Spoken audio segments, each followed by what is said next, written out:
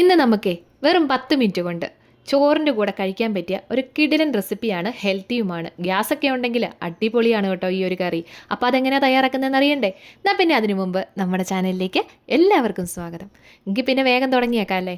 അതിനായിട്ട് നമ്മളൊരു ചട്ടിയൊക്കെ അടുപ്പത്ത് വെച്ച് കൊടുത്തിട്ടുണ്ടേ. ഒന്ന് ചൂടായി വന്നപ്പം വെളിച്ചെണ്ണയാണ് കേട്ടോ ഒഴിച്ചു കൊടുത്തിരിക്കുന്നത്, ഒരു കുറച്ച് മാത്രം. ഇനി വേണ്ടത് ഒരു 10-15 അല്ലി വെളുത്തുള്ളി രണ്ടായിട്ട് കീറിയെടുത്തിരിക്കുന്നതാണ്.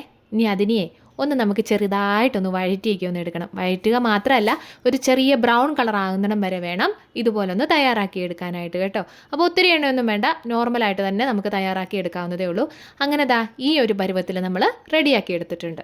ഇനി അടുത്തത് കൊച്ചുള്ളിയാണ്. 10-15 കൊച്ചുള്ളി നമ്മളിങ്ങനെ എടുത്തിട്ടുണ്ട്. അതും നടുകിനെ കീറി എടുത്തിരിക്കുന്നതാണ്. കൂടെ കുറച്ച് കറിവേപ്പിലയുണ്ട്, ഒരു സ്വല്പം ഇഞ്ചി ചതച്ചെടുത്തിരിക്കുന്നതാണ് കേട്ടോ. അപ്പോൾ ഇതെല്ലാം കൂടെ ഇട്ടിട്ട് നന്നായിട്ടൊന്ന് വഴറ്റിയെടുക്കണം.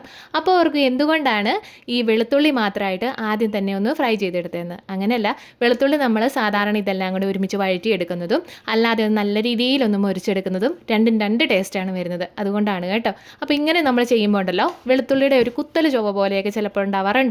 അതൊന്നും നമുക്ക് ഉണ്ടാവത്തില്ല കേട്ടോ.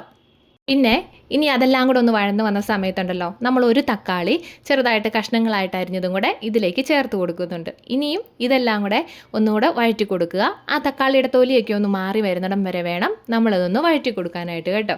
അങ്ങനെ ഇതാ ഏകദേശം ഒരു പരുവത്തിലേക്കാക്കി വന്നിട്ടുണ്ട്. വേണമെന്നുണ്ടെങ്കിൽ ഒരു നുള്ള ഉപ്പും കൂടി ഇതിലേക്ക് ചേർത്ത് കൊടുക്കാവുന്നതാണ്. തക്കാളിയൊക്കെ ഒന്ന് വഴന്ന് വന്നതിന് ശേഷം നമ്മൾ പൊടികൾ ചേർത്ത് കൊടുക്കുന്നുണ്ട്. മഞ്ഞൾപ്പൊടി, മുളക് പൊടി, മല്ലിപ്പൊടി, ഈ 3 പൊടികളാണ് നമ്മൾ ആദ്യം ചേർത്ത് കൊടുത്തിരിക്കുന്നത്.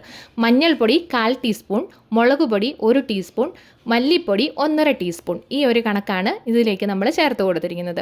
മുളക് പൊടി നിങ്ങൾക്ക് എരിവിനനുസരിച്ച് വേണമെങ്കിൽ കൂടുതലോ കുറവോ ഒക്കെ ചേർത്ത് കൊടുക്കാവുന്നതാണ്. പൊടികൾ ഇട്ട് കൊടുത്തതിന് ശേഷം നല്ല രീതിയിൽ ഇളക്കി കൊടുത്തുകൊണ്ടിരിക്കണം. പൊടികളുടെ പച്ചമണമൊക്കെ ഒന്ന് മാറുന്നിടം വരെ വേണം ഇതുപോലെ ചെയ്ത് കൊടുക്കാനായിട്ട്. അങ്ങനെ അതെല്ലാം ഒന്ന് റെഡിയായി വന്നതിന് ശേഷം നമ്മളൊരു 3/4 ഗ്ലാസോളം തന്നെ വെള്ളം ഒഴിച്ചു കൊടുക്കുന്നുണ്ട്. വെള്ളം ഒഴിച്ചിട്ട് ഒന്ന് ഇളക്കി കൊടുക്കുക. ശേഷം അതിനാവശ്യത്തിനുള്ള ഉപ്പും കൂടെ ചേർത്ത് കൊടുക്കണം. ഉപ്പും കൂടെ ഇട്ട് കൊടുത്തതിന് ശേഷം ഒന്നുകൂടെ ഒന്ന് ഇളക്കിയിട്ട് നമുക്കൊന്ന് തിളച്ച് വരാനായിട്ട് വെക്കാവുന്നതാണ് കേട്ടോ. ഇനിയിപ്പോൾ അതൊരു തിളയ്ക്കുന്ന സമയം കൊണ്ട് നമുക്കൊരു കുഞ്ഞരപ്പ് തയ്യാറാക്കിയെടുക്കാം. അതിനായിട്ട് നമ്മൾ തേങ്ങ ചിരകിയതെടുത്തിട്ടുണ്ട്. മിക്സഡ് ജാറിലേക്കാണ് ഇട്ട് കൊടുത്തിരിക്കുന്നത്. ഒരു 1/2 ടീസ്പൂൺ ചെറിയ ജീരകം അതും കൂടെ ചേർത്ത് കൊടുക്കുന്നുണ്ട്. ഒരു സ്വല്പം വെള്ളം കൂടെ ചേർത്തിട്ട് നന്നായിട്ടൊന്ന് അരച്ചെടുക്കണം കേട്ടോ. അപ്പോൾ പറയാൻ വിട്ടുപോയി, മുളകും കൂടെ നമുക്ക് വേണമെന്നുണ്ടെങ്കിൽ ചേർത്ത് കൊടുക്കാവുന്നതാണ് ഈ കൂട്ടത്തിൽ. ഇല്ലെന്നുണ്ടെങ്കിൽ ആദ്യം തന്നെ ചേർത്ത് കൊടുക്കാവുന്നതാണ്. അപ്പം ഞാനത് എരിവ് ഒത്തിരി ചേർക്കാത്തത് കൊണ്ടാണ് കേട്ടോ ഈ ഇപ്പോൾ ഇതിനകത്ത് പ്രത്യേകിച്ചൊന്നും പറയാഞ്ഞത്. അപ്പോൾ അങ്ങനെ നമ്മുടെ കറിയൊക്കെ ഒന്ന് നല്ല രീതിയിൽ ഒന്ന് തിളച്ചൊക്കെ റെഡിയായി വന്നിട്ടുണ്ടേ. ഇപ്പോൾ ഒരു ലോ ടു മീഡിയം ഫ്ലെയിമിൽ ഇട്ടിട്ട് വേണം നമുക്കിത് ചെയ്തെടുക്കാനായിട്ട്. അപ്പോൾ കറിക്കകത്ത് ചേർക്കാനുള്ള അരപ്പൊക്കെ നമ്മൾ തയ്യാറാക്കി വെച്ചിട്ടുണ്ടായിരുന്നല്ലോ, അരപ്പല്ല ഇതിലേക്ക് ചേർത്ത് കൊടുത്ത് ആ മിക്സിയുടെ ജാറും കൂടെ കഴുകിയിട്ട് ഒരു കുറച്ച് വെള്ളം കൂടെ നമ്മൾ ചേർത്ത് കൊടുത്തിട്ട് ഇനി ഇതൊന്ന് നന്നായിട്ട് അതിൻ്റെ പച്ചമണമൊക്കെ ഒന്ന് മാറ്റി റെഡിയാക്കി എടുക്കണം.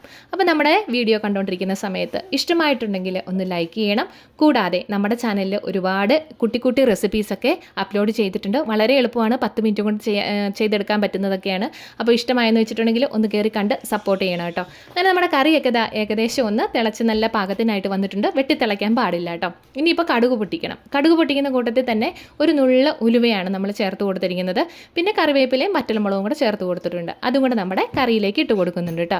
അപ്പോൾ ഒരു കാര്യം കൂടെ പറയട്ടെ, നമ്മളിതെല്ലാം കൂടെ ഇളക്കി കൊടുക്കുന്ന സമയത്തോ ഇല്ലെങ്കിൽ കറി തിളയ്ക്കുന്ന സമയത്തോ ഒരു ശകലം ശർക്കരയും കൂടെ വേണമെങ്കിൽ ചേർത്ത് കൊടുക്കാം. ഇഷ്ടമാണെങ്കിൽ മാത്രം, ചേർത്തില്ലെങ്കിലും കുഴപ്പമൊന്നുമില്ല കേട്ടോ. അതിൻ്റെ ഒരു ടേസ്റ്റ് വേറെ തന്നെയാണ്. ഞാൻ ഇതിനകത്ത് മധുരം കൂടെ ചേർക്കാൻ കഴിയില്ലാത്തതുകൊണ്ടാണ് ചേർക്കാത്തത്. അപ്പോൾ വീഡിയോ ഇഷ്ടമായെന്ന് കരുതുന്നു. ഇഷ്ടമായെങ്കിൽ പറഞ്ഞ പോലെ മറക്കണ്ട കേട്ടോ. ടാറ്റാ.